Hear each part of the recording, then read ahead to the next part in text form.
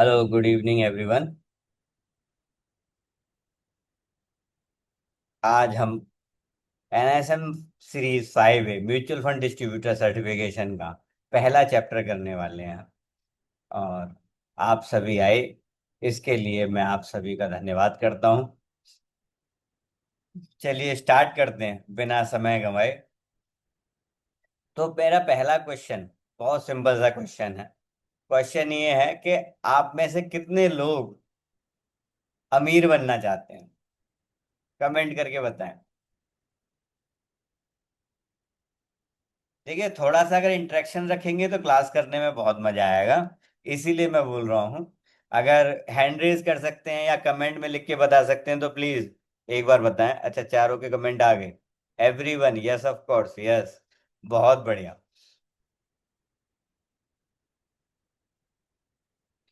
तो आप में से कितने लोगों ने अपने गोल लिखे हैं कि हमें कितना पैसा चाहिए और कितने समय में चाहिए और क्यों चाहिए? बताएं, आप में से किसी ने भी लिखा है अपना गोल? एग्जैक्टली कितना पैसा चाहिए, कब चाहिए और क्यों चाहिए? Yes, it's in mind not on paper. मैं जब बड़े बड़े सेशंस भी लेने जाता हूँ ना, 50, 100, 150 बच्चों के, उन 150 में से एक आध कोई निकलता है सिर्फ, जिसने एक्चुअल में ये सब चीजें लिखी होती हैं। यही सबसे बड़ा डिफरेंस है विश और फाइनेंशियल प्लान में। बहुत सारे लोग इसलिए फेल नहीं होते क्योंकि वो कम कमाते हैं, बल्कि वो इसलिए फेल हो जाते हैं क्योंकि उन्होंने कभी ये डिसाइड ही नहीं किया है कि उन्हें जाना कहाँ है। तो सबसे पहले हम शुरू करते हैं। तो ये छोटी सी एक्सरसाइज से मैं पता लगा, इनकम का मतलब वेल्थ बिल्कुल नहीं है। Income is not equals to wealth.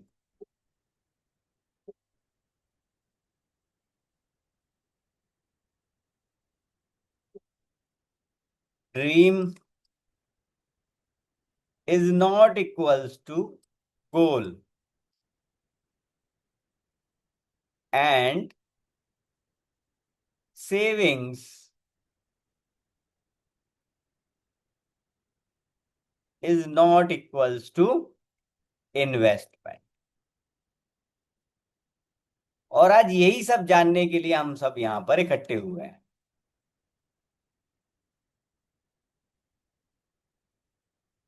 यहां हम सिर्फ चैप्टर 1 नहीं पढ़ेंगे एनआईएसएम का। वी हम लर्न करेंगे कि कैसे सक्सेसफुल इन्वेस्टर्स सोचते हैं।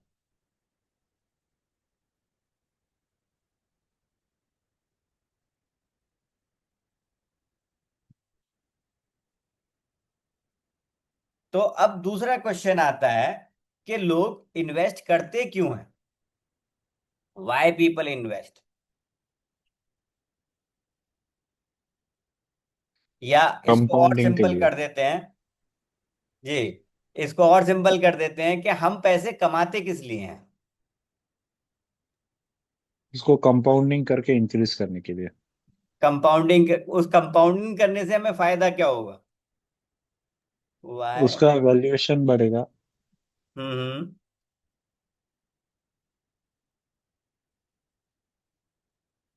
नहीं, क्या हम अपनी नीड्स पूरी करने के लिए पैसे कमाते हैं, या फिर हम सिर्फ उसे रखने के लिए कमाते हैं?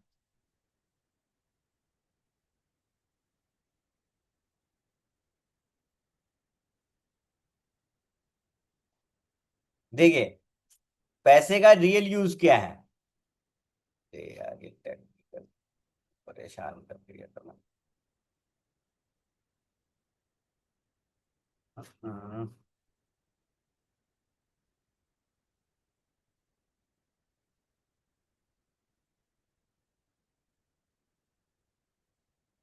पैसा हमारा यूज होता है फूड में, ट्रेवल में,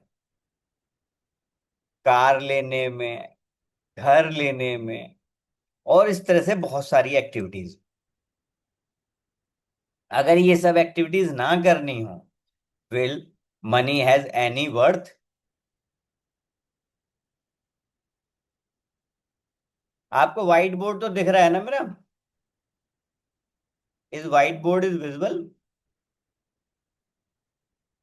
तो आज हम क्या क्या कवर करने वाले हैं, पहले उस पे चलते हैं, है ना। इन्वेस्टर और देयर फाइनेंशियल गोल्स, सेविंग्स और इन्वेस्टमेंट दोनों में क्या डिफरेंस है, डिफरेंट एसेट क्लासेस क्या क्या हैं, इन्वेस्टमेंट के रिस्क क्या हैं, risk measures and management strategies, behavioural biases in investment decisions, profile, risk profiling, understanding asset allocation, और DIY versus taking professional help. ये सारी चीजें हम आज कवर करने वाले हैं इस आज के लेसन में।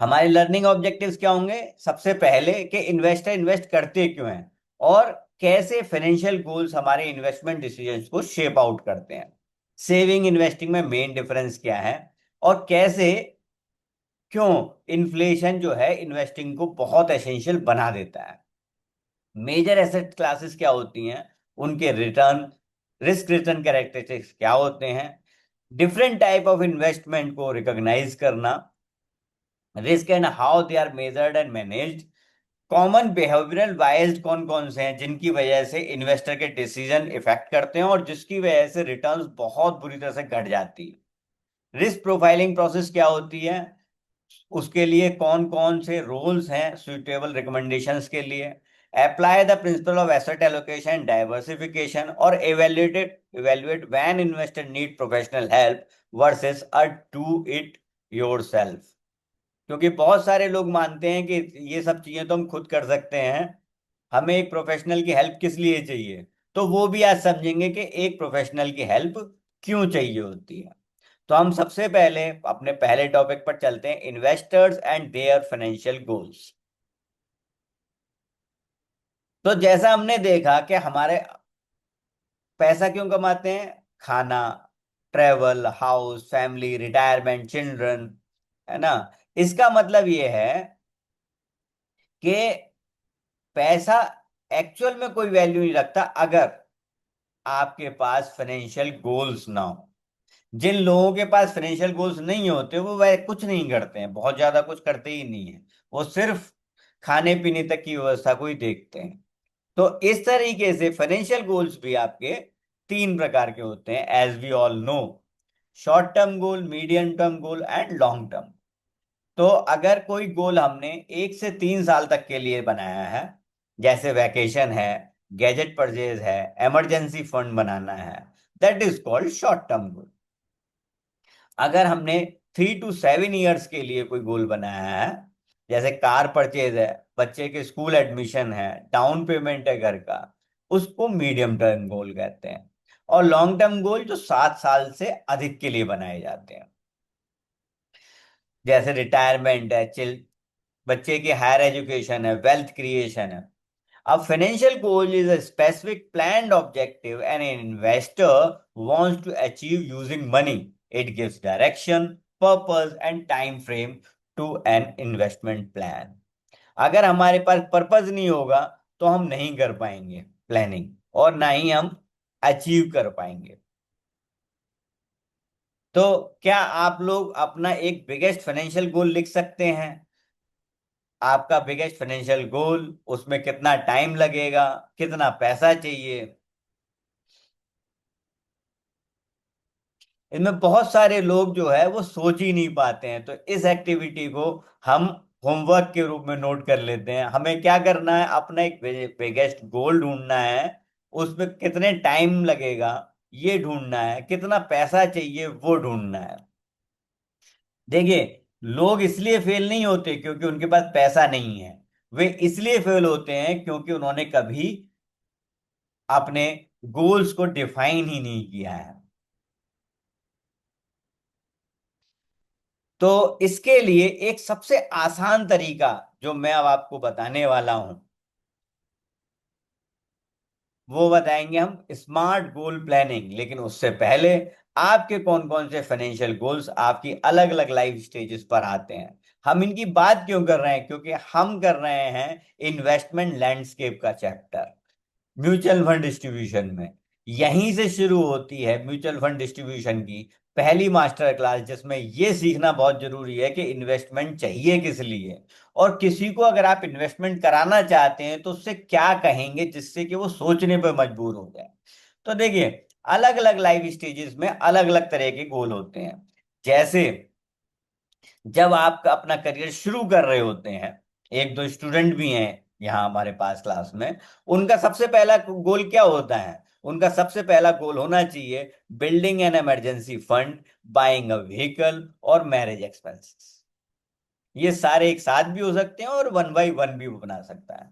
सबसे पहले अगर मैं जॉब पर लगाऊं या मेरी कोई इनकम है, तो मुझे क्या करना होगा?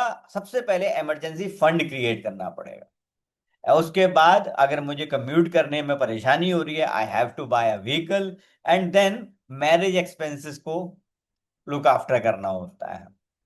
ये होती है 20 साल, 21 साल, 22 साल, 23 साल के बच्चे की फर्स्ट फाइनेंशियल प्लानिंग। जब हमारी फैमिली फॉर्मेशन हो जाती है, यानी हमारी शादी हो जाती है, तो हमारे गोल्स बदल जाते हैं। क्या गोल्स हो जाते हैं? कि अब हमें बच्चे की एजुकेशन करनी है, पहला घर खरीदना है, लाइफ और हेल्थ इंश्योरेंस लेना है। ठीक है। तो जब हमारे गोल्स बदल गए, जहां यंग करियर में हमें इमरजेंसी फंड बनाना ही सबसे बड़ा गोल लग रहा था, अब तो वो हमारे पास हमेशा रहता है। एट द एज ऑफ 30, 35 हमारे पास ये सब चीजें होती हैं, लेकिन क्या नहीं होता? चाइल्ड एजुकेशन का प्लान नहीं होता, घर परचेज करने का प्लान नहीं होता कई बार, और लाइफ और हेल्थ इंश्योरेंस की इन्वेस्टमेंट हम सोच ही रहे होते हैं, और एक इंश्योरेंस प्लानर आता है या म्यूचुअल फंड प्लानर आता है और वो कहता है भाई साहब ये नहीं लिया तो बहुत दिक्कत होगी। Because if you have not purchase a health insurance and you fall sick, it can eat out savings of your whole life, और वो आपको डेट में भी डाल सकता है। इतना जरूरी हो जाता है। इस ये सब प्लान करने के बाद आप जैसे ही आगे बढ़ते हो, तो आपको मिड करियर इश्यूज आने शुरू हो जाते हैं एट द एज ऑफ 35, कि भाई बच्चे की हायर एजुकेशन का पैसा चाहिए। अब वो बड़ा हो रहा है, जब आप 45 के होंगे, 50 के होंगे, तब उसकी शादी करनी है आपको। 50 के होने से पहले अगर होम लोन चल रहा है तो पूरा पूरा रीपे करना है। और वेल्थ और ग्रोथ दोनों चीजें एक साथ चाहिए, यानी कि आपको अपना कॉर्पस भी इकट्ठा करना है, थोड़ा थोड़ा थोड़ा करके सेविंग्स बढ़ानी है, और लाइफ में ग्रोथ भी करनी है। 50 होने के बाद से सबसे ज्यादा एंजाइटी जो लोगों को आती है, जो अगर आपने लाइफ में प्लानिंग नहीं की थी आज तक, वो होती है प्री रिटायरमेंट। कि भाई अब रिटायरमेंट के बाद मैं अपनी सेविंग्स कैसे करूंगा, या अपने इस खर्चे को कैसे चलाऊंगा, क्योंकि रिटायरमेंट के बाद काम तो बहुत सारे नहीं होते हैं करने के लिए। अगर डेट है कोई, चाहे बच्चों का एजुकेशन लोन हो, चाहे हमारा होम लोन हो, कार लोन हो, वो कैसे रिड्यूस किया जाए। और हेल्थ केयर, अभी तक तो 5 लाख 10 लाख के इंश्योरेंस से काम चल रहा था, लेकिन हेल्थ केयर प्लानिंग में हमें कम से कम 25 से 30 लाख का आज के सिनेरियो के हिसाब से इंश्योरेंस भी चाहिए। तो ये सारी प्लानिंग भी कौन कराता है? एक फाइनेंशियल प्लानर कराता है। उसके बाद आप करते हो प्रॉपर रिटायरमेंट प्लानिंग। आपकी रिटायरमेंट हुई, आपके पास कॉर्पस है 1 CR, 2 CR, 3 CR, और अब आपको उसको इस तरीके से सेट करना है कि आपको एक रेगुलर इनकम आए, आपकी कैपिटल प्रिजर्व रहे, और आप कुछ इतना ऐसा छोड़कर जाओ, या इतनी वेल्थ छोड़ के जाओ कि आपके बच्चों को कोई दिक्कत ना आए। तो इस तरीके से ये मोटी मोटी 5 स्टेजेस, लाइफ स्टेजेस हमने डिफाइन की हैं, जिनमें आपकी early career, family formation, mid career, pre retirement और रिटायरमेंट इंक्लूडेड है। होप यहां तक किसी को कोई दिक्कत नहीं होगी, क्योंकि सब लोग जानते हैं कि ये किस तरीके से काम करता है। तो अभी तक हमने जो किया, पहला काम हमें क्या करना है? आज के जो होमवर्क है हमारा, वो है कि हमें एक बिगेस्ट फाइनेंशियल गोल ढूंढना है अपना, उसका टाइम निकालना है, उसमें कितना पैसा लगेगा वो निकालना है। क्योंकि लोग इसलिए फेल नहीं होते कि वो उनके पास पैसा कम है, वो इसलिए फेल हो जाते हैं क्योंकि उन्होंने अपने गोल्स डिफाइन नहीं कर रखे हैं। तो आइए अब सीखते हैं कि गोल डिफाइन कैसे किया जाता है। Setting smart financial goals. ये स्मार्ट फाइनेंशियल गोल्स के बारे में मैंने क्लास 12th में पढ़ा था किसी बुक में, और ये मुझे हमेशा काम आया है। स्मार्ट का मतलब होता है स्पेसिफिक, मेजरेबल, अचीवेबल, रिलेवेंट और टाइम बाउंड। आप कोई भी गोल बनाएं, अगर वो स्पेसिफिक है, मेजरेबल है, अचीवेबल है, रिलेवेंट है और टाइम बाउंड है, तो वो जरूर पूरा होगा। जैसे सपोज कोई बच्चा है राहुल, उसकी एज है 25, सैलरी है 40,000 रुपीज, और वो सोच रहा है कि अगले 2 साल में मैं BMW ले लूंगा। क्या वो ले सकता है? नहीं, वो नहीं लग सकता। क्या ये गोल स्मार्ट गोल कहलाएगा? नो, ये स्मार्ट गोल कहीं से भी नहीं है। जिसकी सैलरी 40,000 हो, अगर उसने पूरी 2 साल तक से सैलरी इकट्ठी कर ली, तब भी वो गाड़ी नहीं ले पाएगा। So what is it? It's not a smart गोल। अब इसको इंप्रूव करते हैं कि वो उसका फाइनेंशियल प्लानिंग कराई हमने, और हमने कहा कि 12 लाख रुपए 7 साल में इकट्ठे करने हैं आपको। किसके लिए? घर की डाउन पेमेंट के लिए। तो ये, क्या ये स्मार्ट गोल कहलाएगा? यस। हमने क्या टारगेट दिया उसे? हमने टारगेट दिया कि उसको 12 लाख रुपए,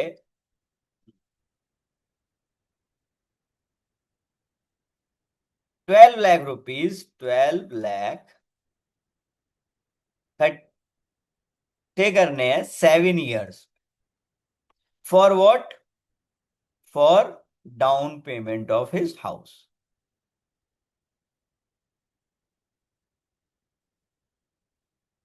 ऑफ हिज फर्स्ट हाउस।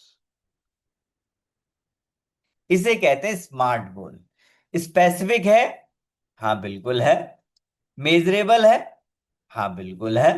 ये 12 लाख रुपए चाहिए, 7 साल में चाहिए। अचीवेबल है? हाँ, 40,000 रुपये सैलरी है उसकी, बिल्कुल अचीवेबल है। रिलेवेंट है?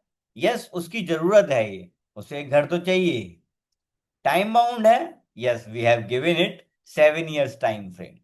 सो इस तरीके से आप जब स्मार्ट फाइनेंशियल गोल प्लानिंग करते हो, तो वो जल्दी फेल नहीं होती, और लोगों को एक पर्टिकुलर रास्ता देती है, एक वे आउट देती है कि इस तरीके से चलकर आप अपना गोल अचीव कर सकते हैं। दूसरी केस स्टडी लेते हैं ऋतु की। Ritu age 30, wants ₹40 lakh for her daughter's college education in 15 years. उसे कितने चाहिए? 40 लाख रुपए चाहिए 15 साल में। तो उसका गोल स्पेसिफिक है, 40 लाख चाहिए, मेजरेबल भी है, टाइम बाउंड भी है।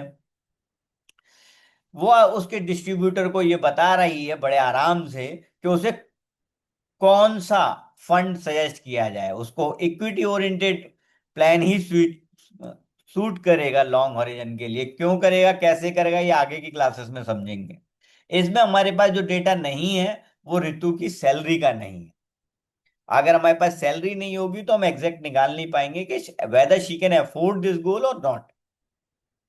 तो इस तरीके से हमें कुछ चीजों का ध्यान रखना होता है जब हम किसी की फाइनेंशियल प्लानिंग करते हैं। अगर हम इस फॉर्मूले को याद रखेंगे कि गोल जो होना चाहिए वो स्पेसिफिक होना चाहिए, मेजरेबल होना चाहिए, अचीवेबल होना चाहिए, रिलेवेंट होना चाहिए और टाइम बाउंड होना चाहिए, तो आसान हो जाएगा। तो क्या अब आप अपना एक बड़ा फाइनेंशियल गोल, जो टाइम बाउंड हो, जो स्पेसिफिक हो, मेजरेबल हो, अचीवेबल हो, रिलेवेंट हो और टाइम बाउंड हो। रिलेवेंट का मतलब सिंपल सही है कि भाई अगर मैं साल के 10 लाख रुपए कमाता हूं, तो मैं 4 लाख, 3 लाख, 2 लाख रुपए तक सेव कर सकता हूं। अगर इससे कम कमाता हूं तो मैं नहीं कर पाऊंगा। तो इस तरीके से हम स्मार्ट गोल्स की प्लानिंग करते हैं।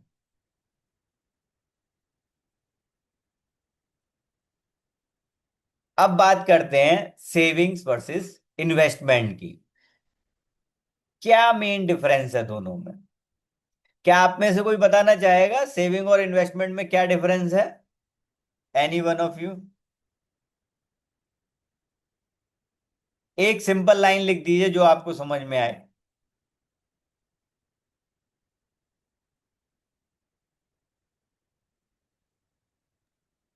हाँ, जब मनी आइडियल होता है दैट इज सेविंग, और जब वो इन्वेस्टेड रहता है या कंपाउंडिंग होता है that is a investment. Okay, पहली लाइन दोबारा बोलिए, क्लियर नहीं आई। सेविंग मीन्स जब आपका मनी पार्क होता है, मतलब वो कहीं पे इन्वेस्टेड नहीं मनी होता है, पार्क होता दैट है, इज। ओके। हाँ। हम्म। बिल्कुल, अरविंद जी ने लिखा है investment done to get higher returns. बिल्कुल ठीक है आपका। और डिटेल में समझते हैं इन्वेस्टमेंट और सेविंग्स में डिफरेंस है क्या। देखिए, सेविंग्स क्या है? सेविंग वो इनकम है जो आप फ्यूचर यूज के लिए नॉर्मली अपने बैंक अकाउंट में, एफडी में, इनमें रखते हैं, है ना। Emphasis on safety and liquidity not growth. इसकी एम्फेसिस किस पे होती है? मेनली फोकस इस बात पे होता है कि जब भी हमें इस पैसे की जरूरत पड़े इमीडिएटली अवेलेबल हो। लो और no risk of losing principal. हमेशा ऐसी जगहों पर सेविंग्स पार्क करके रखी जाती है जहां प्रिंसिपल अमाउंट में से कुछ भी जाने की संभावना या तो बिल्कुल ना हो या बहुत कम हो। बहुत लो रिस्क होता है, उन उन जगहों पे रखा जाता है। तो इसी कारण से जब आप बहुत लो रिस्क प्रोफाइल के इन्वेस्टमेंट जब करते हो या सेविंग्स जब करते हो तो इन्फ्लेशन को कई बार वो बीट ही नहीं कर पाता है, यानी इन्फ्लेशन सेविंग के जो रेट होता है उससे ऊपर चला जाता है। शॉर्ट टर्म नीड्स और इमरजेंसी फंड के लिए बेस्ट है, क्योंकि आपने कहीं अगर इन्वेस्टमेंट डाली है और आपको इमरजेंसी में की जरूरत पड़ी तो आप क्या करोगे। ठीक है। अब इन्वेस्टमेंट की बात करते हैं। What is investment? It's deploying money into assets expected to grow in value और जनरेट इनकम। जैसा आप दो लोगों ने बताया कि भाई जब हम इसको ज्यादा इनकम जनरेट करने के लिए अपने पैसे को लगाते हैं तो उसे इन्वेस्टमेंट कहते हैं। इसका मेन फोकस वेल्थ क्रिएशन पर होता है। इसमें ओबियस सी बात है कि रिस्क का एलिमेंट भी होता है, क्योंकि हमें एक अच्छा रिटर्न चाहिए। और मेनली इन्वेस्टमेंट हमेशा ये सोचकर डाली जाती है कि कम से कम इन्फ्लेशन को बीट करके कुछ वेल्थ बने। मीडियम और लॉन्ग टर्म फाइनेंशियल गोल्स के लिए हम हमेशा इन्वेस्टमेंट्स डालते हैं। अब जैसे हम बात करते हैं दो लोगों,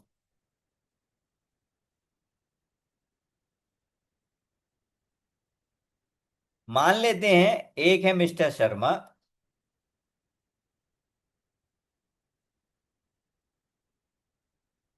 मिस्टर शर्मा, और एक है mister Verma. Mister Sharma use कर रहे हैं सेविंग्स अप्रोच, उन्होंने सिर्फ एफडीज कराई हैं ताकि वो जब भी समय मिले अपना जब भी जरूरत पड़े लिक्विडेट कर सके। मिस्टर वर्मा ने स्टॉक्स में पैसा डाला है, या हम ये मान लेते हैं म्यूचुअल फंड्स में पैसा डाला है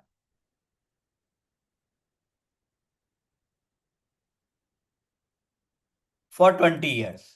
both are doing this for 20 years. अब आपको बताना ये है कि किसकी पैसे सेफ ज्यादा है, whose money is more safe.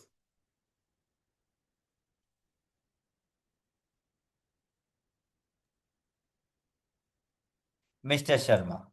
Good. Return किसकी ज्यादा आएगी?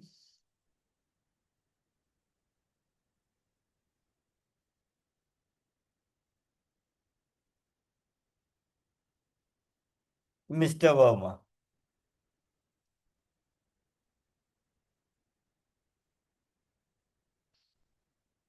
अमीर बनने के चांसेस किसके ज्यादा हैं?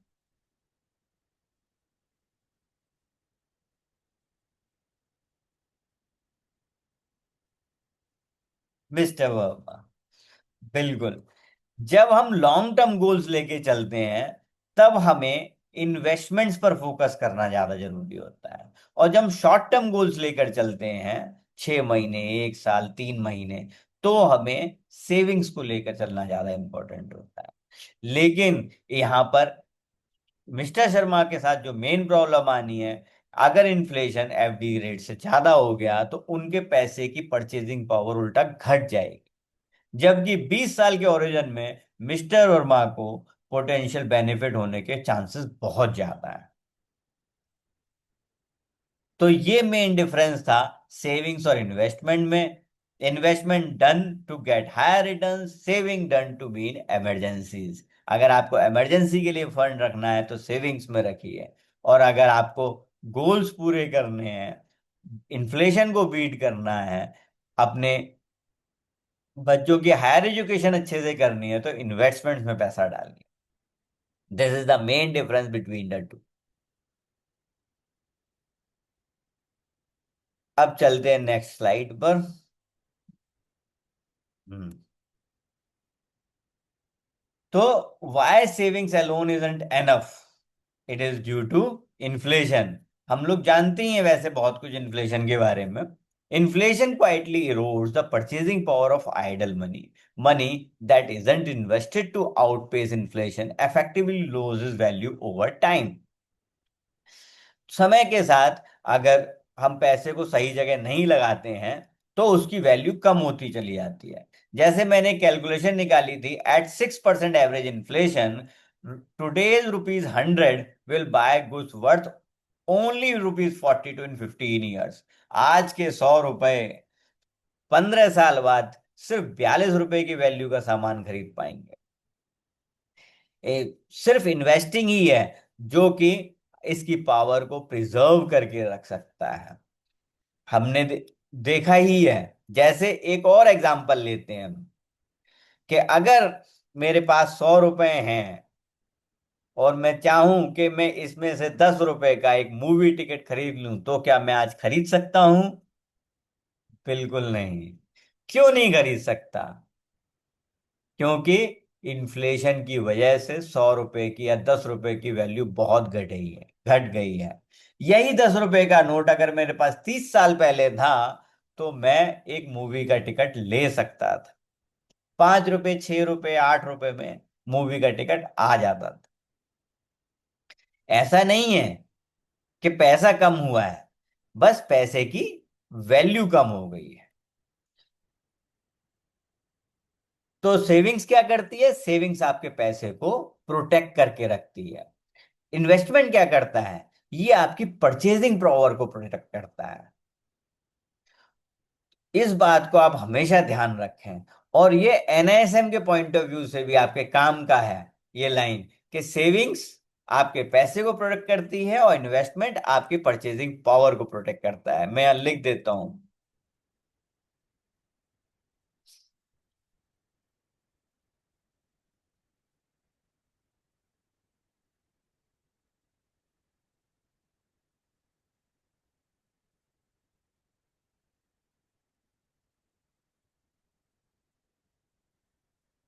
Protects purchasing power.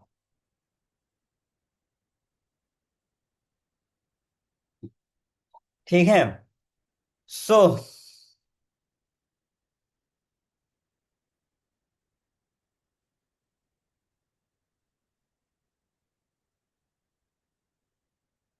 तो अब हम बात करेंगे इससे थोड़ी सी आगे बढ़कर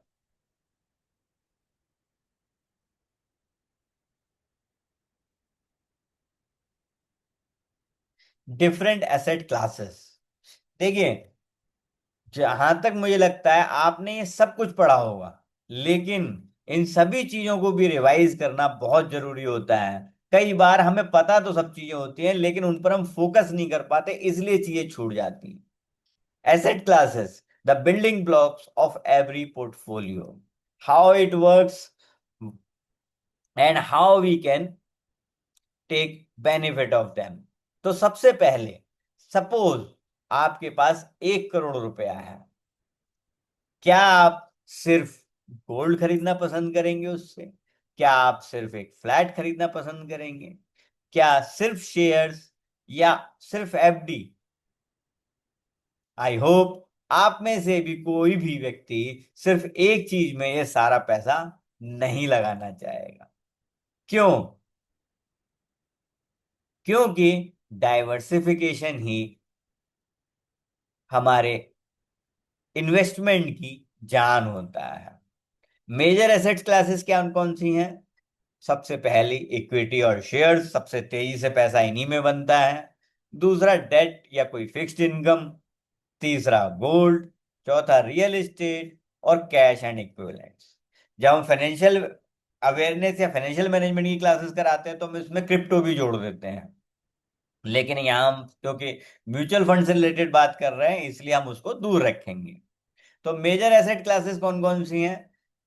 इक्विटी, जिसमें हमें ओनरशिप मिल जाती है कंपनी की और ग्रोथ पोटेंशियल बहुत ही हाई है। जिन लोगों को इससे डर लगता है वो डेट में इन्वेस्ट करते हैं, जिसका ग्रोथ पोटेंशियल कम है लेकिन रिस्क भी बहुत कम है। गोल्ड। गोल्ड इंडियंस का फेवरेट है, ट्रेडिशनल स्टोर ऑफ वैल्यू है। ये हेज है करेंसी और इन्फ्लेशन के साथ। Real estate, physical property investment income plus appreciation but illiquid. Real estate हमेशा अच्छी रिटर्न देता है, एक ही प्रॉब्लम है ये हाईली लिक्विड है। अगर आज आपको पैसे की जरूरत है तो हो सकता है 6 महीने लगे आपको अपने रियल एस्टेट को लिक्विडेट करने में। और cash and equivalents, saving, liquid funds, T bills, highest safety, lowest returns रखते हैं। तो इस तरीके से बहुत सारी चीजें हैं जो आपके एसेट क्लास को बनाता है। अगर कोई व्यक्ति ये सोचता है कि मैं सिर्फ इक्विटी में पैसे लगाऊं और उससे मैं अपनी वेल्थ बनाऊंगा, तो वो सही रास्ते पर नहीं है। अगर कोई सोचता है कि मैं कोई रिस्क ही नहीं लूंगा, सिर्फ फिक्स्ड इनकम में पैसा डालूंगा, डेट में, गवर्नमेंट बॉन्ड्स में, तो उसका भी पैसा ग्रो नहीं करेगा, बचा तो रहेगा। अगर कोई ये सोचता है कि मैं सिर्फ गोल्ड में लगाऊंगा, ऑल्दो लास्ट 3 इयर्स में गोल्ड में जो रिटर्न आई है वो बहुत ही शानदार है, लेकिन इससे पहले इससे पहले तो गोल्ड में कोई खास रिटर्न नहीं थी। तो इसलिए किसी ने अगर गोल्ड में लगाया और अगले 3 साल, 4 साल, 5 साल गोल्ड ही नहीं चला, तो भी गड़बड़ हो जाएगी। सारा पैसा अगर आप रियल एस्टेट में लगा देते हैं तो लिक्विडिटी का क्रंच, जो ऐसा मैंने एग्जांपल दिया, आपको पड़ ही जाता है। और कैश और इक्विवेलेंट का मतलब तो यह है कि आप पैसे की परचेजिंग पावर को कम करते जा रहे हो over the period of time.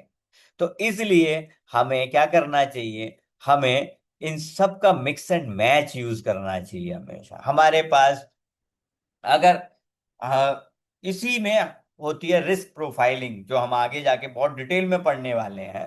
Risk profiling में क्या होता है, छोटा सा एग्जांपल देता हूं कि सपोज कोई 20 साल का, 25 साल का लड़का है, अगर उसने उसे स्टार्ट करना है तो उसका 70% पैसा हम इक्विटी में लगवाएंगे, 20% हम डेट में लगवाएंगे और 10% गोल्ड में लगवाएंगे, क्योंकि उसके पास बहुत ज्यादा सेविंग्स नहीं होगी, तो वो रियल एस्टेट में कर ही नहीं पाएगा। अब ये रिस्क रिटर्न स्पेक्ट्रम है एसेट क्लासेस का। जैसा कि बताया, मैंने शुरू में ही बताया था कि सबसे कम रिटर्न जो आती है या मनी की उल्टा परचेजिंग पावर कम हो जाती है, वो होता है कैश और लिक्विड फंड्स। ये 2, 3, 4% का ही रिटर्न देते हैं नॉर्मली।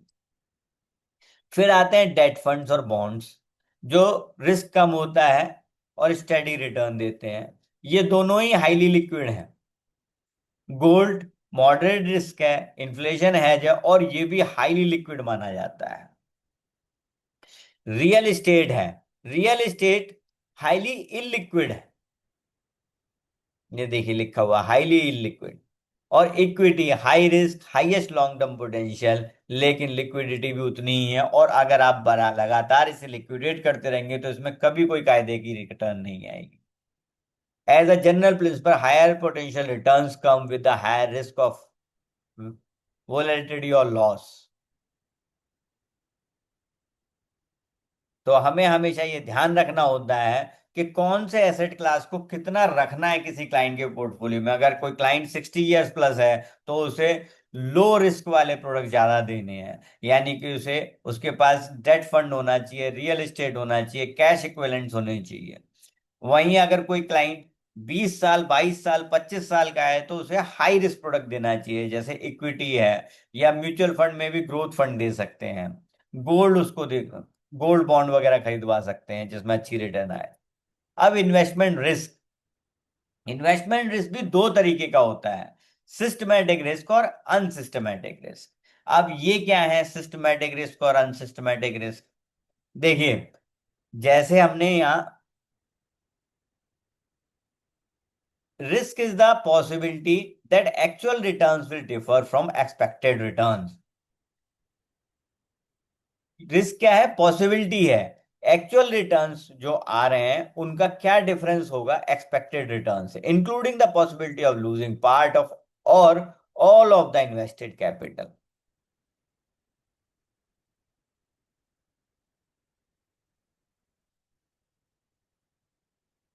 तो बहुत प्रकार के रिस्क होते हैं, है ना? लेकिन इन रिस्क में सबसे पहले मैं आपसे एक क्वेश्चन पूछना चाहूंगा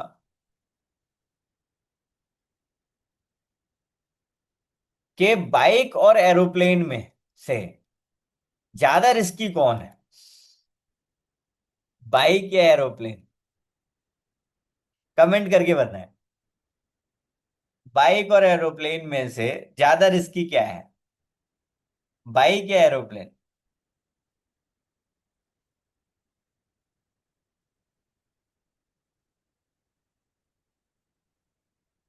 कमेंट करें।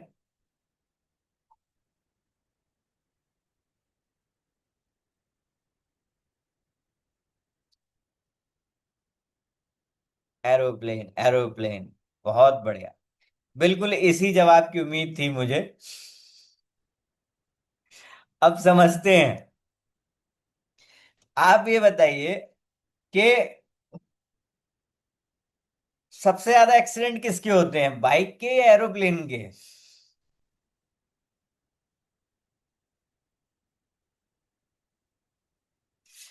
डेली न्यूज किसकी आती है, बाइक की कि एरोप्लेन की?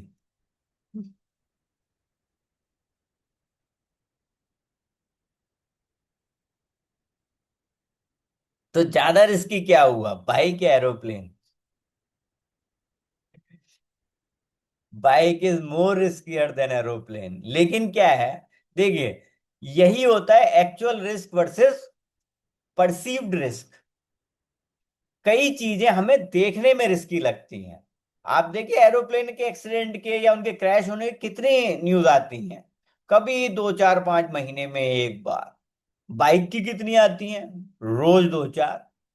और 2 4 तो आती हैं, होती तो 500 700 800 हैं। तो एक्चुअल रिस्क और परसीव्ड रिस्क में ये बड़ा डिफरेंस है।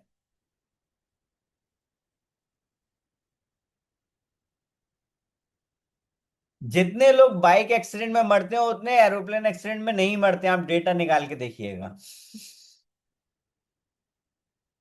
आपका कहना बिल्कुल सही है कि चांसेस जीने के बाइक एक्सीडेंट में ज्यादा होते हैं, लेकिन एरोप्लेन एक्सीडेंट होते भी तो 5 6 8 महीने में एक बार हैं।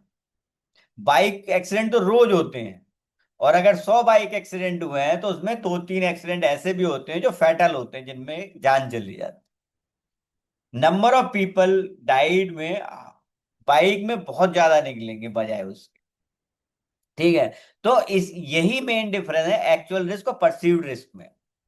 अब कई प्रकार के रिस्क टाइप होते हैं, जैसे market risk, interest rate risk, inflation risk, credit risk, liquidity risk, री इन्वेस्टमेंट रिस्क। मार्केट रिस्क क्या होता है? पूरा मार्केट ही फॉल कर गया, कोविड 19। किसी ने नहीं सोचा था कि मार्केट इतनी बुरी तरह से गिर जाएगा, लेकिन गिरा और मार्केट क्रैश कर गया। इंटरेस्ट रेट रिस्क क्या होता है? इंटरेस्ट रेट चेंज हुए और आपने जो बॉन्ड खरीदे थे वो, उनका रिटर्न घट गया या उनकी लिक्विडिटी खत्म हो गई। जैसे ही रेपो रेट आरबीआई इंक्रीज करेगा, आपका 7% का बॉन्ड कोई नहीं खरीदेगा, क्योंकि नए, हो सकता है 9% के 8% के बॉन्ड मार्केट में आ जाए। इन्फ्लेशन रिस्क, जैसा हमने देखा कि मनी की परचेजिंग पावर ऑटोमेटिकली कम होती चली जाती है, that is called inflation risk.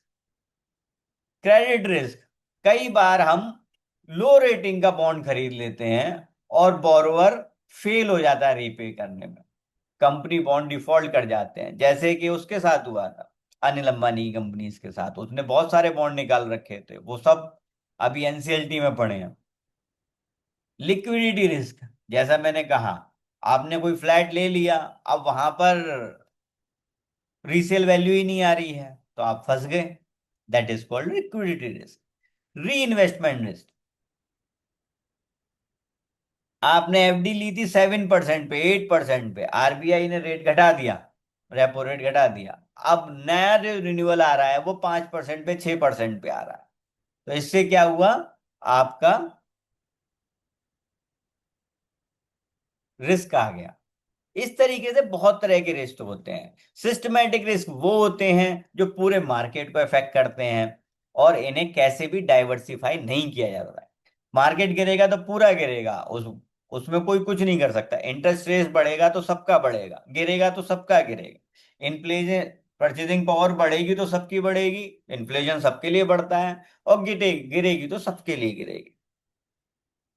Political और रेगुलेटरी रिस्क, अगर पॉलिटिकल पावर पे कोई ऐसी पार्टी आ गई जिसको नहीं समझ में आ रहा है कि कैसे करना है, तो हो सकता है वो कुछ ऐसी चीजें लागू कर दे जिससे बहुत नुकसान हो देश।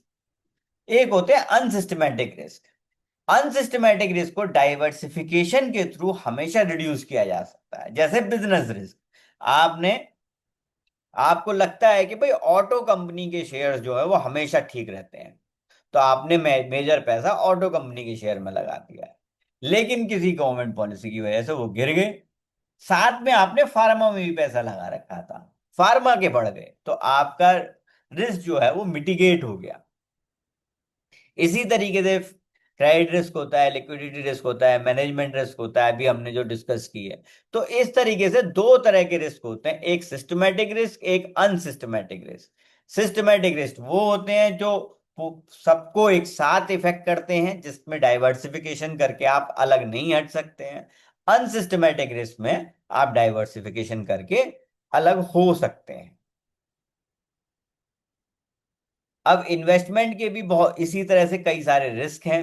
जैसे मार्केट रिस्क, मैंने अभी बताया, पूरे मार्केट की मूवमेंट की वजह से प्राइस फ्लक्चुएट हो रहा है। जैसे अभी चल ही रहा है, ईरान अमेरिका वॉर की वजह से कभी बाजार एकदम से नीचे चला जाता है, कभी एकदम ऊपर आ जाता है। मैक्रो इवेंट्स की वजह से मार्केट अनस्टेबल हुआ पड़ा है।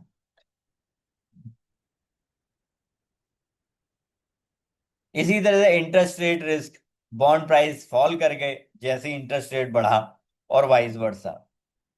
Inflation risk, returns fail to keep pace with rising price, eroding real value.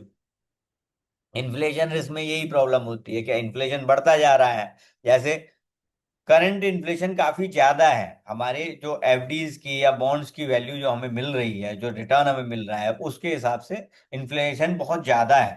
तो इसकी वजह से हमारी जो बेस कैपिटल है वो इंक्रीज नहीं करती तब तक जब तक हम इक्विटी या ग्रोथ फंड में ना लगाए।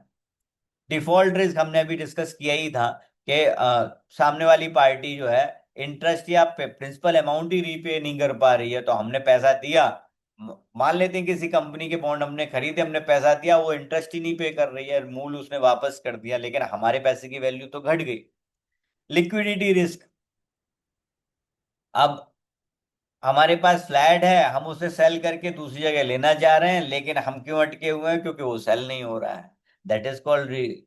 और री इन्वेस्टमेंट रिस्क, जब हम ने हमारी एफडी मैच्योर हुई, दोबारा गए इन्वेस्ट करने के लिए, तो पता लगी रेट कम हो गया है।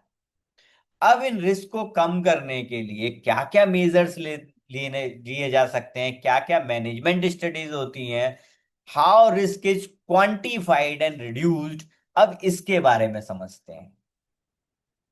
तो सबसे पहले रिस्क मेजर करने के तरीके क्या हैं? Standard deviation, beta, Sharpe ratio. ठीक है। स्टैंडर्ड डेविएशन क्या होता है? स्टैंडर्ड डेविएशन वो है जो हमें बताता है कि जो हमने सोचा हुआ है रिटर्न वो आएगा कि नहीं आएगा।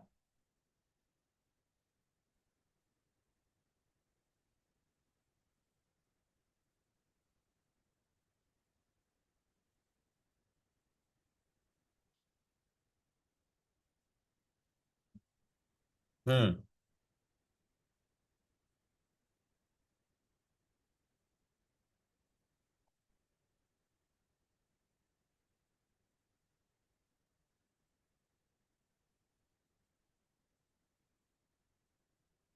जैसे एक छोटा एग्जांपल ले लेते हैं। जैसे म्यूचुअल फंड ए है, उसने पहले साल रिटर्न दी 10%, दूसरे साल दी 11%, तीसरे साल दी 9%, फिर चौथे साल दी 10%। तो ये क्या है, स्टेबल है, हो गया काफी। वहीं पर एक म्यूचुअल फंड बी है, उसने पहले साल दी 40%, दूसरे साल दी -25%, तीसरे साल दी 35%, चौथे साल दी -15%। तो इन दोनों में हायर स्टैंडर्ड डेविएशन जो है वो दूसरे वाले का है, पहले वाले का नहीं। जो जितना ज्यादा जंपिंग होता है उसका उतना स्टैंडर्ड डेविएशन ज्यादा होता है।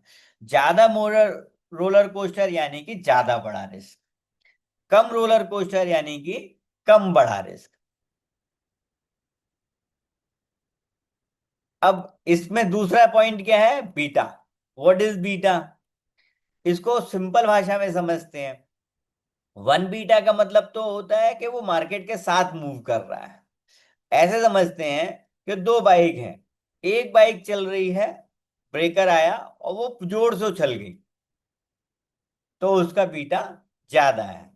और दूसरी बाइक है जो आई और ब्रेकर पे ज्यादा नहीं उछली, हल्की सी ली, और इसका मतलब उसका बीटा अलाइंड है, वो जंप भी नहीं कर रही। ठीक है। तो स्टॉक मार्केट भी एक रोड की तरह ही होता है। इंडिविजुअल स्टॉक्स और म्यूचुअल फंड्स बाइक की तरह होते हैं। Some react more than the market, some react less. That reaction is called beta. मुझे लगता है कि ये मैंने थोड़ा अच्छे से समझाने की कोशिश की है आपको। इसी तरीके से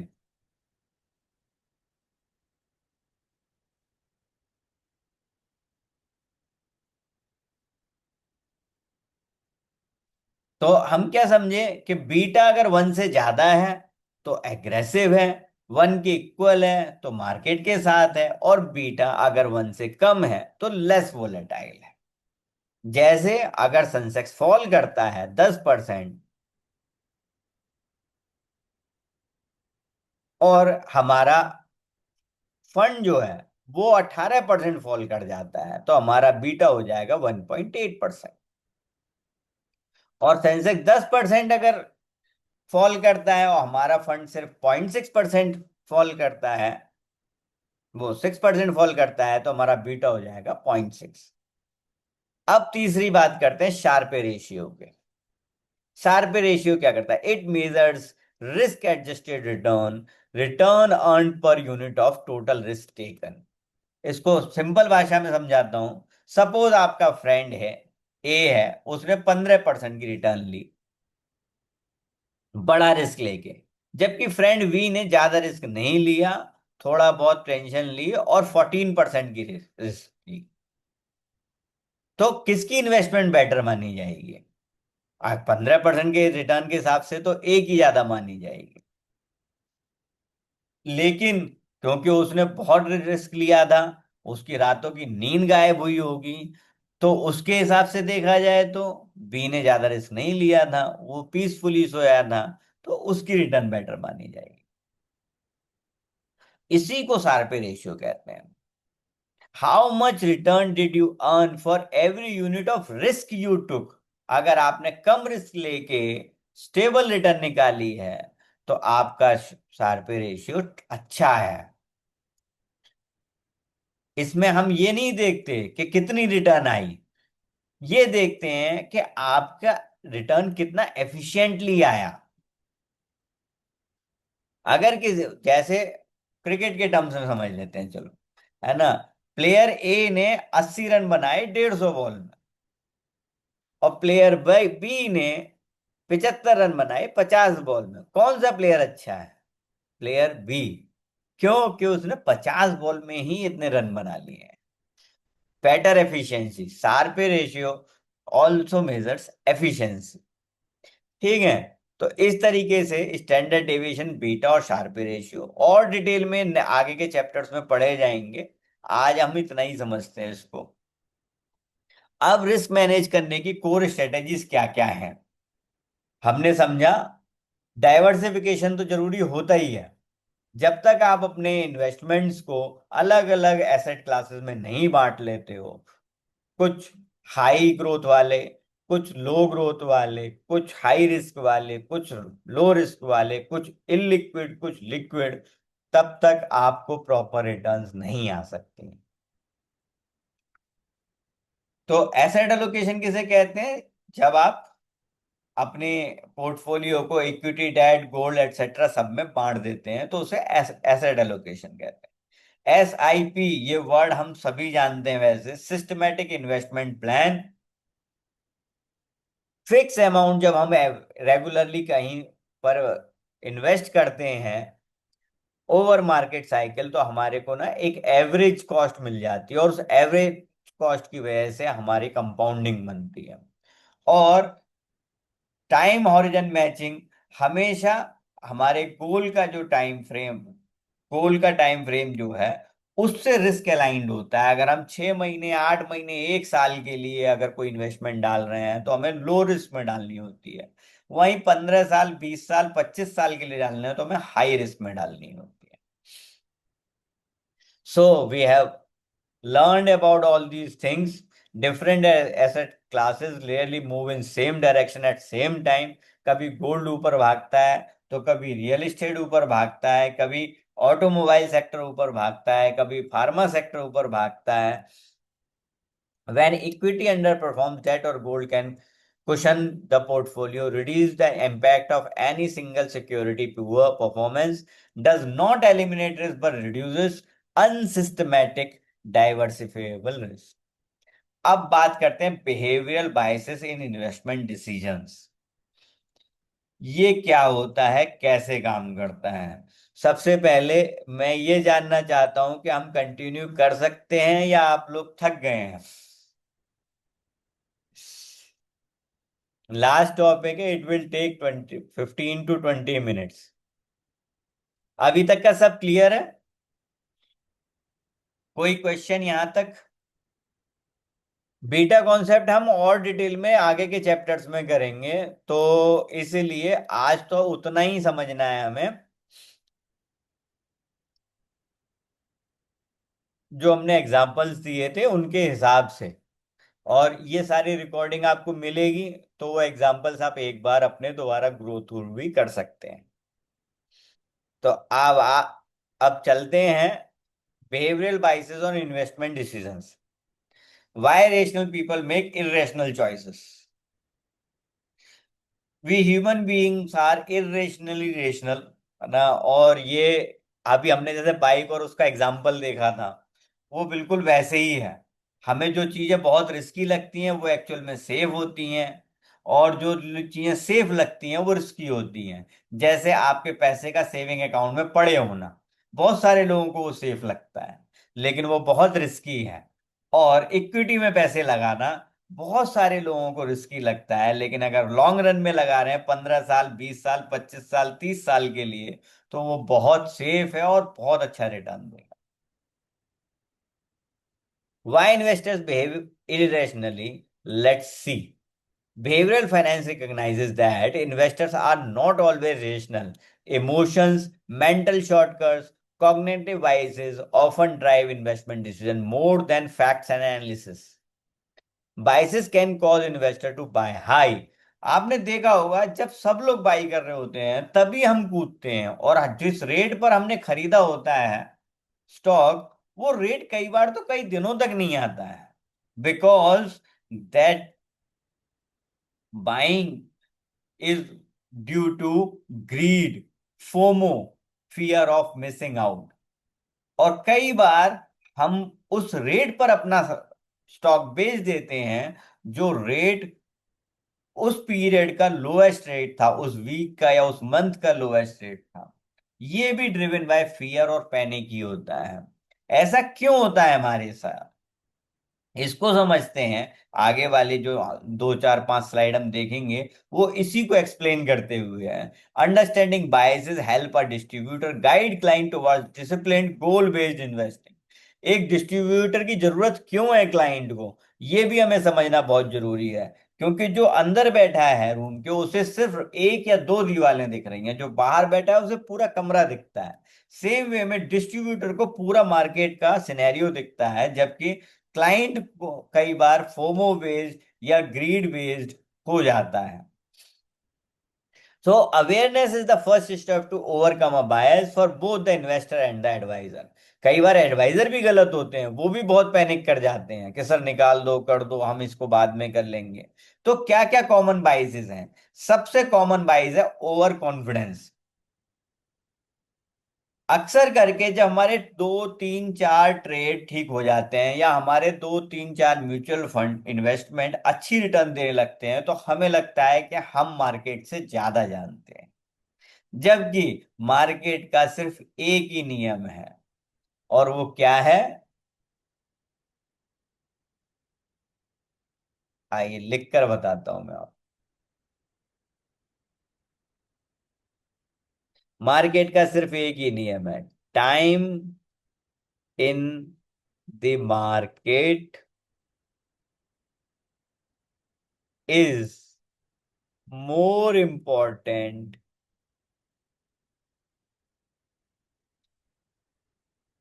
then timing the market. Time in the market is more important than timing the market. Classic example है वॉरेन बफेट, राकेश झुंझुनवाला। इन लोगों ने बेस्ट ट्रेड नहीं लिए थे, इन्होंने लॉन्गेस्ट ट्रेड लिए थे।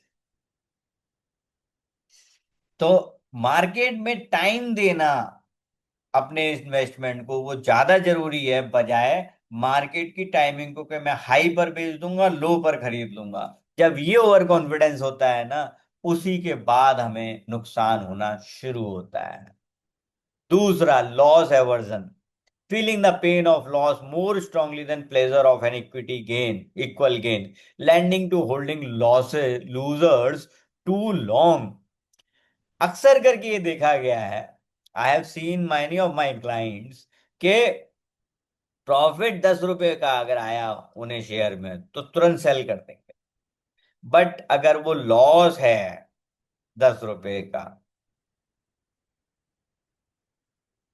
तो उनकी ट्रेडिंग इन्वेस्टमेंट में बदल जाती है।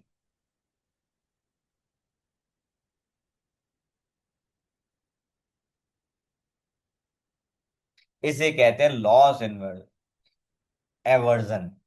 इतना डर, इतना पेन उसको छोड़ने में कि वो अगर नुकसान हो गया तो पता नहीं क्या होगा। और जब हम इस पेन के साथ किसी स्टॉक को रखते हैं, तो अगर मान लेते हैं 500 रुपए का स्टॉक था, तो वो खिसकते खिसकते खिसकते 200 रुपए पर आ जाता है, और फिर हम उसे लॉन्ग टर्म इन्वेस्टमेंट मानकर छोड़ देते हैं। तीसरा बायस्ड है anchoring. Over relying on the first piece of information seen. यानी कि खबर आई कि अमेरिका ने घोषणा कर दी है कि अब वो अपनी तरफ से युद्ध नहीं करेगा। हमें लगा अब तो मार्केट को चलने से कोई रोक ही नहीं सकता, और हमने फटाफट जिस प्राइस पे मिला उस प्राइस पे खरीदते चले। उसके बाद देख क्या रहे हैं, 2 डे, 3 डे, 5 डे, 10 डे, वो वहीं की वहीं बना हुआ है शेयर, वो आगे बढ़ ही नहीं रहा। That is anchoring.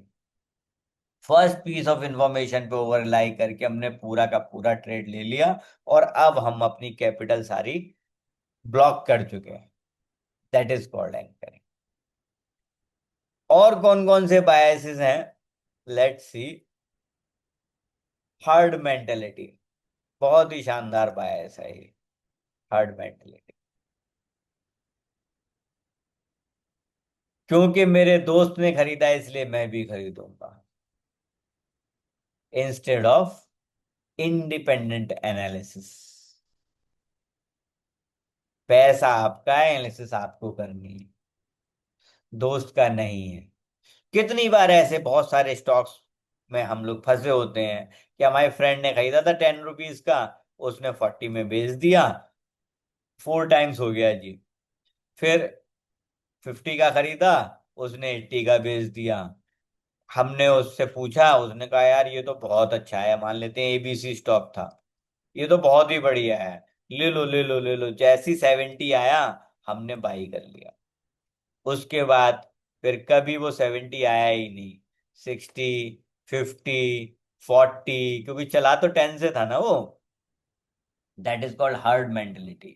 क्योंकि सब खरीद रहे हैं इसलिए मैं खरीद रहा हूँ, सब बेच रहे हैं इसलिए मैं बेच रहा हूँ, ये सबसे बड़ी प्रॉब्लम होती है। हम अपना सारा कैपिटल ब्लॉक कर लेते हैं और उसके बाद रोते रहते हैं। तीसरा, recency bias, giving excessive weight to recent events performance while ignoring long term patterns। अचानक किसी न्यूज की वजह से कोई शेयर चलना शुरू हुआ, भागता जा रहा है, भागता जा रहा है, भागता जा रहा है, हमने भागते भागते यहाँ कहीं पकड़ा, यहां तक वो पहुंचा, और उसके बाद वो गिरना शुरू हो गया। जब वो गिरना शुरू हुआ तो हम उसके फंडामेंटल देख रहे हैं, टेक्निकल देख रहे हैं, न्यूज देख रहे हैं, किसी में भी कोई पॉजिटिव चीज मिल ही नहीं रही है। हमने क्या देखा था उस समय, वो भाग रहा था, वो एक चैनल बना रहा था जिससे वो बाहर निकल गया था फॉर वन डे ओनली, और हम रीसेंसी बायस में फंस गए। सिक्स है confirmation bias, seeking information that confirms existing beliefs while ignoring contradicting evidence। मुझे लगता है कि बरसात में फार्मा के शेयर ऊपर जाएंगे, ये मुझे मुझे लगता ही है, इसका रियल डेटा से कोई लेना देना नहीं। और जैसे ही कोई फार्मा के शेयर चला, मैं तुरंत उसमें एंटर कर गया, क्योंकि बरसात में फार्मा के शेयर मेरे हिसाब से ऊपर जाते हैं। That is called confirmation bias, कि कोई शेयर मेरे सोचने के हिसाब से चल दिया, तो मैंने उसके फंडामेंटल नहीं देखे, टेक्निकल नहीं देखे, किसी की एडवाइस नहीं मानी है, एंड आई हैव एंटर्ड, और मैंने अपना कैपिटल फंसा लिया। That is called confirmation bias. तो इस तरीके से ये 6 बायसेस हैं, और इन 6 बायसेस को ओवरकम करने के लिए ही डिस्ट्रीब्यूटर का रोल है। डिस्ट्रीब्यूटर आपके बिहेवियर, हर डिस्ट्रीब्यूटर नहीं अच्छा होता है, आप अच्छे डिस्ट्रीब्यूटर बन सकते हैं अगर आप इस बात पर ध्यान देंगे तो। Act as a behavioural coach, reminding investor to their original goals during market volatility. अगर आपके क्लाइंट ने ये कहा था कि भाई ये वाला म्यूचुअल फंड तो मैं 20 साल के लिए ले रहा हूं ताकि मेरी बेटी की एजुकेशन हो सके या उसकी शादी हो सके, अगर वो उसे लिक्विडेट करने की कहता है, तो आपको उसको याद दिलाना है कि भैया मार्केट में वॉलेटिलिटी है, इसलिए ऊपर नीचे हो रहा है, ठंड रखो, 20 साल का टाइम है। Encourage systematic discipline investing, example SIP. SIP की सबसे बड़ी ब्यूटी यह है कि वो अलग अलग महीनों में अलग अलग मार्केट सिचुएशन में आपका पैसा लगाती है, तो इससे emotionally time decision side line हो जाता है। और अगर कोई कर सकता है तो मैं तो ये कहता हूं उसे महीने में 10 एसआईपी अपनी लगा के रखनी चाहिए, दो दो तीन तीन दिन बाद की, बेस्ट है। तो हर तरह के मार्केट कंडीशन में उसका पैसा सही जगह पर लगता रहेगा। हमेशा डिस्ट्रीब्यूटर का रोल ये होता है कि वो ऑब्जेक्टिव डेटा बेस्ड कंपैरिजन करके दिखाए, rather than relying on recent performance alone. Recent performance पे नहीं रिलाई करना है उनसे।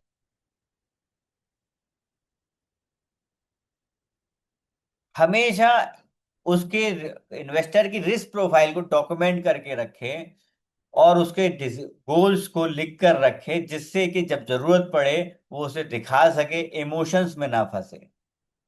पोर्टफोलियो को गोल्स के हिसाब से रिव्यू करते रहें, not against latest market headline.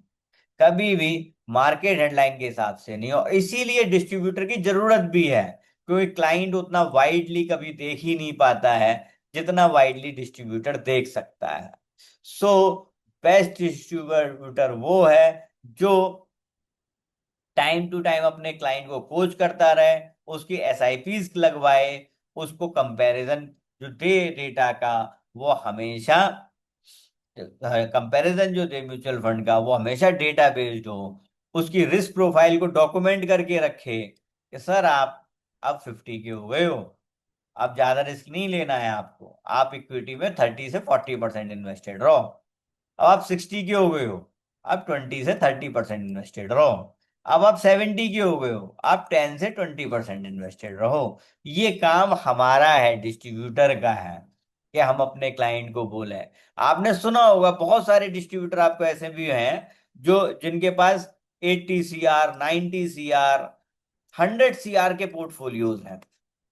यानी कि उनकी मंथली जो इनकम आती है वो 1.5 से 2 लाख रुपए आती है। 2 लाख क्यों आती है? क्योंकि वो जेन्युइनली क्लाइंट की रिस्क प्रोफाइलिंग करके रखते हैं और टाइम टू टाइम उसे गाइड करते हैं। तो क्लाइंट कभी उसे छोड़कर जाता ही नहीं है, चाहे कोई कितना भी सस्ता दे रहा हो। Even I know few of distributor जो अलग से भी चार्ज करते हैं और उनको क्लाइंट देते हैं, क्योंकि वो बहुत सारी मेहनत करके रखते हैं अपने क्लाइंट के लिए। So risk profiling very important. जैसा हमने अभी बात की, risk profiling is the process of assessing an investor's willingness and ability to take risk so that recommendations are suitable for that specific investor. अभी मैंने बताया कि भाई अगर 20 साल का लड़का है उसका 80% इक्विटी में आप इन्वेस्ट करवा के रख सकते हो। वहीं अगर वो 60 साल का है, 70 साल का है, तो 10-20% से ज्यादा नहीं होना चाहिए। रिस्क कैपेसिटी और रिस्क टॉलरेंस, अगर क्लाइंट इजीली हैंडल कर सकता है और वो कह रहा है नहीं भाई मुझे तो ग्रोथ में ही लगाने हैं पैसे, तो कोई दिक्कत नहीं है। लेकिन आप देख रहे हैं कि वो बड़ी मुश्किल से ला रहा है, कंजर्वेटिव मेंटेलिटी का है, और फिर अगर आप उसका ग्रोथ में पैसा लगवा रहे हैं तो आप गलत कर रहे हैं उसको। तो कौन कौन से फैक्टर हैं जो रिस्क प्रोफाइल को शेप करते हैं? एज और life stage, financial goals and time horizon, number of dependents, psychological comfort with volatility. Age तो सबसे इंपॉर्टेंट फैक्टर है ही, तो भाई 20 साल का लड़का सबसे ज्यादा रिस्क ले सकता है। फाइनेंशियल गोल्स भी बहुत इंपॉर्टेंट है, अगर किसी को कम समय में ज्यादा ग्रोथ चाहिए तो इक्विटी बेस्ड ही होगी। नंबर ऑफ डिपेंडेंट्स, अब एक ही अर्निंग मेंबर है, 5 डिपेंडेंट है, वो कह रहा है मैं तो सारा पैसा इक्विटी में लगा के रखूंगा, तो गलत है, आपको उसको समझाना चाहिए। बहुत सारे लोग होते हैं जो 10 रुपए का नुकसान भी पैनिक देता है जिन्हें। अगर इस तरह का व्यक्ति है तो उसको हमेशा डेट बेड फंड में ही पैसा लगवाओ। इनकम स्टेबिलिटी एंड सोर्स, उसकी इनकम क्या है, अगर नुकसान होता है उसे मार्केट के अंदर या उसके म्यूचुअल फंड्स के अंदर, उसे कितना फर्क पड़ेगा। एग्जिस्टिंग एसेट्स और लाइबिलिटीज क्या है, पास्ट इन्वेस्टमेंट एक्सपीरियंस क्या है, लिक्विडिटी नीड्स क्या है। इतनी सारी चीजें जोड़ने के बाद एक व्यक्ति की रिस्क प्रोफाइल बनती है। उसके बाद आप उसे अगर कोई भी स्टॉक बुक या म्यूचुअल फंड सजेस्ट करते हैं, he will definitely honour your decision. तो रिस्क प्रोफाइल्स की ये 4 कैटेगरी हैं। मेरे ख्याल से आप सब थोड़ा बहुत तो जानते ही हैं, लाइक जैसे कंजर्वेटिव, मॉडरेट, बैलेंस्ड और एग्रेसिव। कंजर्वेटिव का मतलब होता है 5-7% से ज्यादा इक्विटी में एलोकेशन नहीं होनी चाहिए। वहीं मॉडरेट में 30 to 35% तक एलोकेशन कर सकते हो आप इक्विटी में। बैलेंस में 50% इक्विटी होता है, 50% अदर फंड्स होते हैं। और एग्रेसिव में 10% ही अदर होता है, बाकी सारा इक्विटी में होता है बस।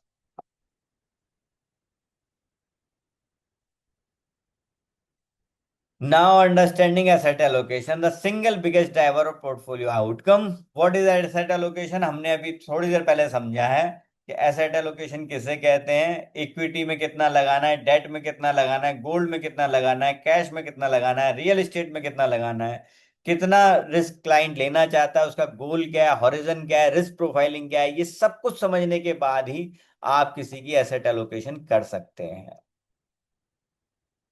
स्ट्रेटेजिक एसेट एलोकेशन और टैक्टिकल एसेट एलोकेशन, इसमें बहुत थोड़ा सा डिफरेंस है। Long term target mix set जो होता है according to the investor's goal, risk profile revisited only with circumstances.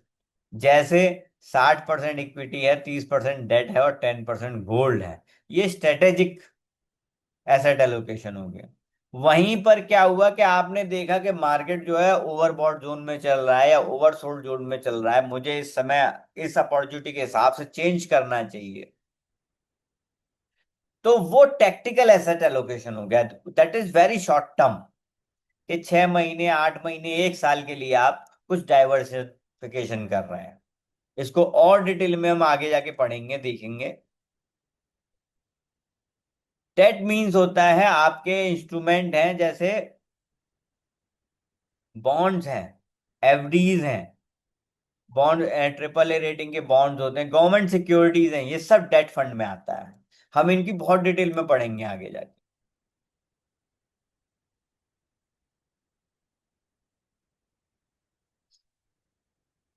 तो सैंपल मॉडल पोर्टफोलियोज बाद में देखेंगे। हमें कैसे करना है रीबैलेंसिंग। म्यूचुअल फंड डिस्ट्रीब्यूशन का डिस्ट्रीब्यूटर काम क्या है, हर 6 महीने में उसे एलोकेशन का ट्रैक रखना होता है, टारगेट टारगेट सेट करने होते हैं, अगर कोई ड्रिफ्ट आ रहा है तो उसको चेक करना होता है, रीबैलेंस करना होता है, फिर रिपीट करना होता है पोर्टफोलियो। यानी कि अगर मुझे चेंज करना है, थोड़ा सा इक्विटी से डेट की तरफ चेंज कर दूंगा। कई सारी अब एसेट मैनेजमेंट कंपनी ऐसी हो गई हैं जिन्होंने ना ऑटोमेटेड पाथ बना दिए हैं, जिनसे बहुत मतलब धीमे धीमे धीमे धीमे जैसी मार्केट ओवरबॉट जोन में जाता है, मैक्सिमम पैसा डेट में कन्वर्ट हो जाता है, यानी डेट में शिफ्ट हो जाता है। और जैसे जैसे ओवरसोल्ड जोन में चला जाता है, पता है कि बाउंस आना है बाजार में, तो थोड़ा मैक्सिमम पैसा इक्विटी में शिफ्ट हो जाता है। तो इस तरीके से एलोकेशन करके रखी जाती है। DIY versus taking professional help. DIY का मतलब होता है do it yourself, knowing when guidance adds real value. देखिए, डू इट योर सेल्फ के कुछ प्रोज हैं, कुछ कॉन्स हैं। यानी कि अगर आप खुद से करते हो, एडवाइजर नहीं लेते हो, डिस्ट्रीब्यूटर नहीं लेते हो, तो पहला फायदा आपको ये होता है, कोई डिस्ट्रीब्यूशन कॉस्ट नहीं लगती है। आपके डिसीजंस पे आपका फुल कंट्रोल होता है। ये आपके confident, inform, time rich investors के लिए बहुत ही बढ़िया है। अगर आपके पास टाइम भी है, आप मार्केट को अच्छे से समझते भी हो, और आपको बायसेस परेशान नहीं करते, तो आप खुद से करो, उसमें कुछ पैसा बचता ही है। लेकिन इसके चैलेंजेस क्या है? सबसे बड़ा चैलेंज यही है कि बहुत सारा टाइम चाहिए, नॉलेज चाहिए, डिसिप्लिन चाहिए। बिहेवियरल वाइज में अक्सर करके व्यक्ति फंस जाता है बिना चेक किए। डाइवर्सिफिकेशन का पुअर डाइवर्सिफिकेशन का रिस्क रहता है कि हमने रॉन्ग प्रोडक्ट चुन लिए, अब उनकी रिटर्न ही नहीं आ रही है, और कोई बताने वाला नहीं है कि हमने किस गोल्स के लिए किया है। हमने सोचा तो शादी के लिए था, फिर कुछ दिक्कत आ गई, हमने लिक्विडेट कर दिया, तो उस तरह की रिटर्न आई ही नहीं। बाद में पता लगा उस म्यूचुअल फंड ने बहुत अच्छी रिटर्न दी थी। तो प्रोफेशनल हेल्प से क्या होता है, एक स्ट्रक्चर्ड गोल लाइफ आइडेंटिफिकेशन हो जाता है, रिस्क प्रोफाइल हो जाती है, स्कीम सिलेक्शन आसान हो जाता है, टाइम टाइम पर बिहेवियरल कोचिंग मिलती रहती है। वॉलेटिलिटी में क्या होता है कि एडवाइजर आपको या डिस्ट्रीब्यूटर आपको कहता रहता है कोई बात नहीं, कोई बात नहीं, होता रहता है, 20 साल पहले भी हुआ था, अभी फिर चल रहा है, हो जाएगा ठीक। Ongoing portfolio review, time to time वो रिव्यू करके बताएगा ही। टैक्स एफिशिएंट प्लानिंग कराएगा। रिसर्च रिपोर्ट्स आपको सर्च करके देगा, स्कीम एनालिसिस करके देगा, मार्केट कॉन्टेक्स्ट बताएगा। एक ट्रेंड म्यूचुअल फंड डिस्ट्रीब्यूटर हमेशा नॉलेज गैप जो होता है उसको बढ़ता है, आपके लैक ऑफ टाइम को बढ़ता है, आपको एक्सपर्टीज प्रोवाइड करता है, और इन्वेस्टमेंट आसानी से मैनेज करने में हेल्प करता है। So this is the final verdict. Cost DIY में बहुत कम होती है, जबकि जब आप डिस्ट्रीब्यूटर लेते हो तो डिस्ट्रीब्यूशन कॉस्ट उसमें लगती ही है। टाइम एफर्ट बहुत ज्यादा लगता है अगर आप इंडिपेंडेंटली करोगे। डिस्ट्रीब्यूटर के साथ अगर रहते हो, उससे एडवाइस लेते हो एडवाइजर से, तो टाइम एंड एफर्ट कम लगेगा। आप कंप्लीटली अपने ऊपर ही डिपेंडेंट रहते हो, आपने गलती की तो आपके ही पोर्टफोलियो पे नुकसान होगा। उसमें पैनिक डिसीजंस डिस्ट्रीब्यूटर बचा लेता है, क्योंकि वो और लोगों से भी सुन रहा है, अपने सीनियर से भी सुन रहा है क्या चल रहा है क्या नहीं चल रहा है। तो अगर आप बहुत अच्छे से मार्केट के बारे में नहीं जानते हैं, अगर आप बहुत ज्यादा टाइम नहीं दे सकते हैं, अगर आप रिसर्च वगैरह नहीं कर सकते हैं, तो आप एक डिस्ट्रीब्यूटर या एडवाइजर के साथ जाइए, that will be more helpful for you. So we have learned 8 points today. Financial goals give investing purpose, direction, and time horizon. Every asset class carries a distinct risk return profile. Behavioral biases often hurt returns more than market condition. अगर हम गलत तरीके से behave करेंगे तो market के return हमारे बिल्कुल खराब हो जाएंगे। Asset allocation is the biggest driver of long term outcome. Investing, not just saving, is essential to beat inflation. Risk cannot be eliminated, but it can be measured and managed. हमने अभी देखा risk profiling किस तरीके से करते हैं और क्या क्या हैं चीजें जो हमें उसमें हेल्प करती हैं. Risk profile ensure recommendation are genuinely suitable और professional guidance adds real value for most investors. तो ये सब आज हमने पढ़ा है. ये तीन क्वेश्चन है एंड आई वांट कि आप लोग इसका आंसर जरूर दें जब यहां तक आए हैं. सिर्फ 2 मिनट और लगेंगे. After 2-3 minute we will wrap up this class. I hope कि अब तक जितनी चीजें मैंने बताई समझाई आप लोगों को समझ में आई होंगी. अभी तक कोई प्रॉब्लम है, कोई क्वेश्चन है, या अपनी कोई बात आप रखना चाहते हैं तो वो रख सकते हैं.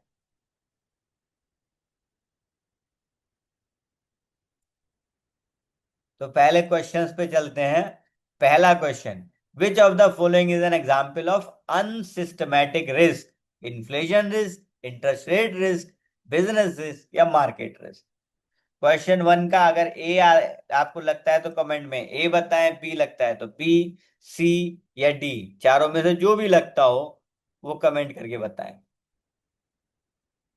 सी. Good.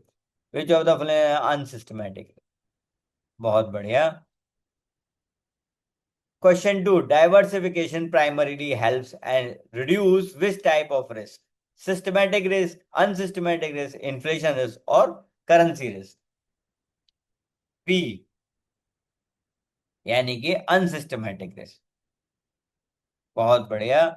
N investor who holds a losing stock too long hoping to break even is displaying anchoring, loss averse, herd mentality or overconfidence? Who holds a losing stock too long hoping to break even is displaying A, anchoring. Okay. और किसी कोई जवाब? Perhaps A.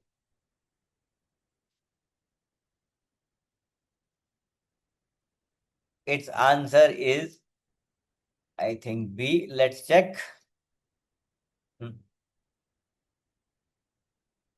Yes, B. बाकी आपके बिल्कुल सही हैं. ठीक है. तो थैंक्स फॉर पार्टिसिपेटिंग. आज के लिए इतना ही. होप आपको ये क्लास अच्छी लगी होगी, समझ आई होगी. अगर इसमें कुछ कमी दिखी है आपको तो आप मुझे बता सकते हैं. व्हाट्सएप पे जो लिंक आया था उसी पर आप मुझे फीडबैक दे सकते हैं. यहाँ पर कोई फीडबैक देना है तो यहाँ पर भी दे सकते हैं. अभी हम 2 मिनट 1 मिनट और लाइव हैं. किसी को कुछ कहना हो तो, नहीं तो क्लोज करते.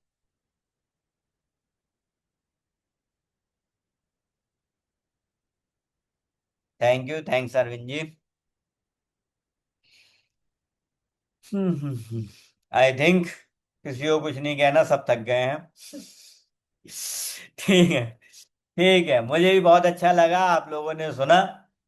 और थोड़ा और इंटरेक्शन होता तो और अच्छा लगता. चलिए, आज के लिए इतना ही. बहुत बहुत धन्यवाद. गुड नाइट, शुभ रात्रि. आ गया. Stop share.